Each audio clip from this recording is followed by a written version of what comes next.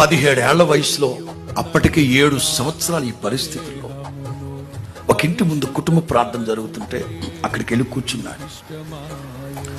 అతని వాలకం, అతని బట్టలో రక్తం.